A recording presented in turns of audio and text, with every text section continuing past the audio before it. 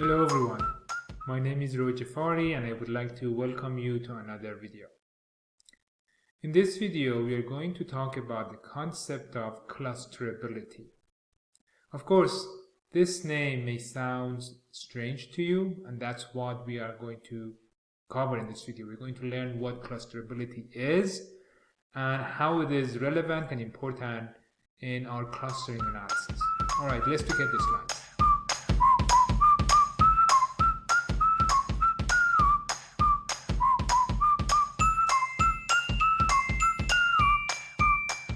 Alright, after a few recap, we are going to discuss clustering tendency or clusterability, what it is, and of course we're going to use an example to understand that. Then we are going to talk about two methods to capture clusterability of a data set. Basically, we will come to a number that represents how clusterable a data set is. Of course, we're going to wrap up this video with a summary. Alright, so as we discussed, clustering is the act of grouping the data objects using an algorithm based on the similarity and dissimilarity between data objects based on their attributes, based on the attributes that describe all of these data objects.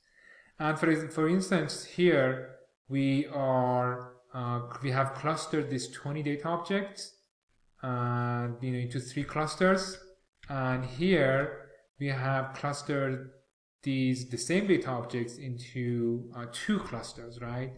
So in these 2 examples, we can see what we mean by the concept of clustering. Basically, we had 20 data objects that were described by 2 dimensions, 2 attributes, and then based on the similarity between them, based on these 2 dimensions, we managed to group them into 2 or 3 clusters under these 2 clusters. So that's clustering. So now let us talk about the concept of clusterability or clustering tendency. This is a characteristic of a data set.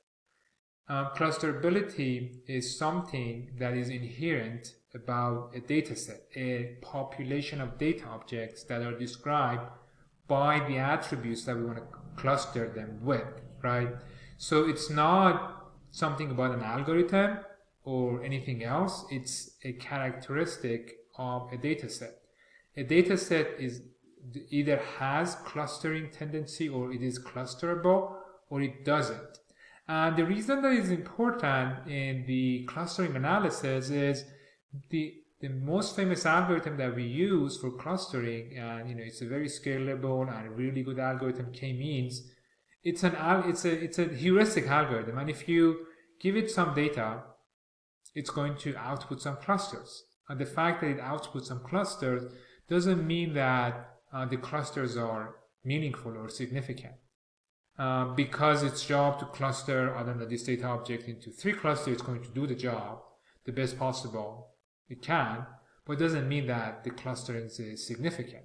So we have to do our due diligence before applying k-means, and by that is we have to make sure that our algorithm, or we have to make sure that our data set is actually clusterable. If we apply k-means algorithm to a not clusterable data, or a data set that does not have clustering tendency, then our algorithm can actually be the output of k-means algorithm can be as good as just random clustering, random grouping of our data objects. So let's understand what it is that is important. I mean, what it is that we are talking about here. So it's clusterability. So let me talk about this concept using this example. When our data object does not have meaningful patterns inside them, or inherently there doesn't exist any cluster in your data, if you run k-means on your data, you're going to get some clusterings. Like if here we have k-means k equals 3, and here the same, we have k-means k equals 3, and you can see k-means has done the clustering, has done the job. We've got 3 clusters, but if you pay attention, the results are very different from one another. I mean, we couldn't say that the k-means is coming to a meaningful clusters here. But now compare this slide to this next slide, right? This one. Because there is meaningful pattern, right? So we've got meaningful pattern in the data. Now if we run k-means, we can see that now the result of the clusterings are meaningful or significant. Even though the cluster red is sort of like has different data objects, but what matters in clustering is the fact that, you know, these data objects, right, all of these data objects are in the same cluster under both clusterings, right? So that's what matters, right? It doesn't matter that this is red or green. What matters is the fact that every time we run k-means, we get a consistent outcome. If we were to compare these two clusterings using the metrics that we learned to compare clusterings in the previous video, we would get complete similarity. Because even though the clusters table, the clusters titles are different, but the outputs is the same. I mean, what matters here is that, you know, all of these are under the same cluster, right? So let me do this here too.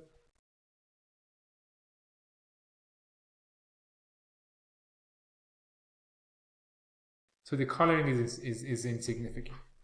So now we understand what we mean by clusterability or clustering tendency.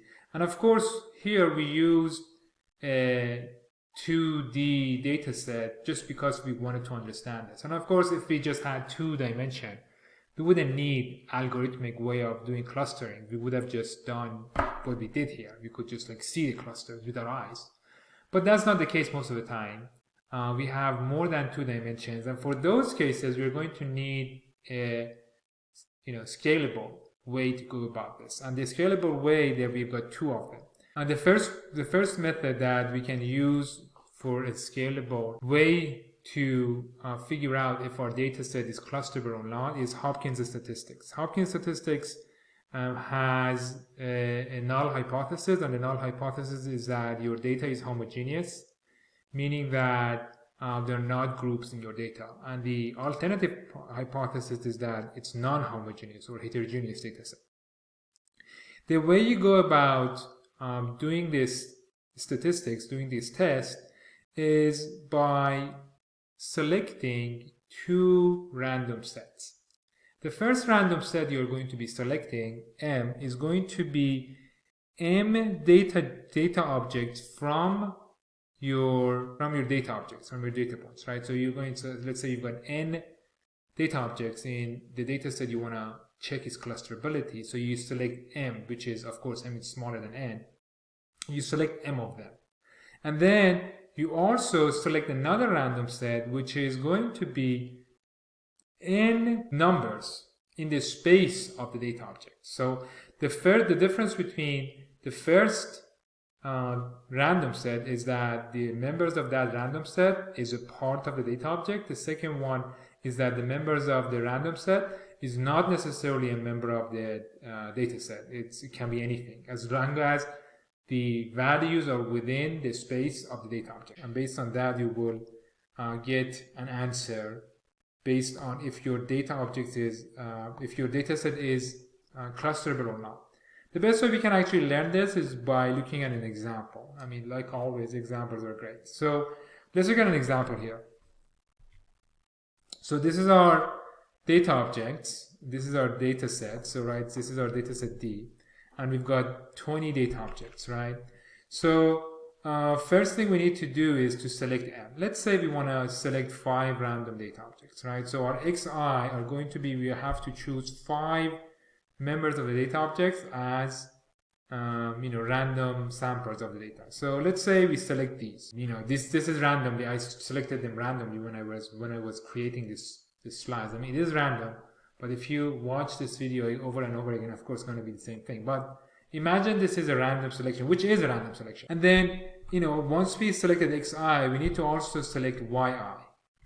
And the yi is not a member of the data objects. Those are just some numbers within the space of our data set. Let's say these 5 points are selected. And once we have these X and Y sets, now we go about calculating UI for each of the random members, right? So the green data objects, which we randomly generate them, they're going to be the distance of all of these members or all of these points from its nearest neighbors in D, right? So we calculate these, as you can see, and then we get a number. And then we also calculate the distance of xi. Remember, xi's are the one that they're actually members of the data objects, members of the data sets. And once we calculate them, we get also values for them, and then this is another value. And by having this summation of ui and wi, we can simply calculate the Hopkins statistics. And here the value we have is 0.59. And the way we're going to decide if this is clusterable or not, which we can see is clusterable with our eyes, is by knowing if H statistics is larger than 0.5, it means that we reject the null hypothesis and we have enough evidence to say the null hypothesis is not correct. Therefore, the dataset is heterogeneous or is clusterable, and vice versa. So that's basically the cutoff. And by this example, you can see and understand what it is that this statistics is trying to do. It's basically trying to see if there is gap by this mechanism, if there are gaps or white space in your data. If there are gaps, that is when we could imagine that your data is clusterable, right? The second method we could have used is to actually use a random algorithm such as k-means that we trust that it's good at doing clustering, and run it a few times. And if the algorithms consistently gives us a very similar or the same result, that is as good of a clue as Hopkins statistics to tell us, yes, k-means is onto something. This random algorithm that is reliable is giving us the same thing every time. Therefore, our data set is clusterable. So that's another way to check for clusterability. I mean, this is exactly what we could have done. I mean, if it was 2-dimensional, which we would never have in real set. But if we end up doing k-means once and another times, and they result in the same clusters, and we have the tool to check, the previous video we saw a few metrics that can help us to sort of see the similarity between the clusters. Using those tools, we can see, okay, yes, these clusters are very, very similar to one another. Therefore, this data set is clusterable. All right, so in this video, we talked about the concept of clusterability and why it is important.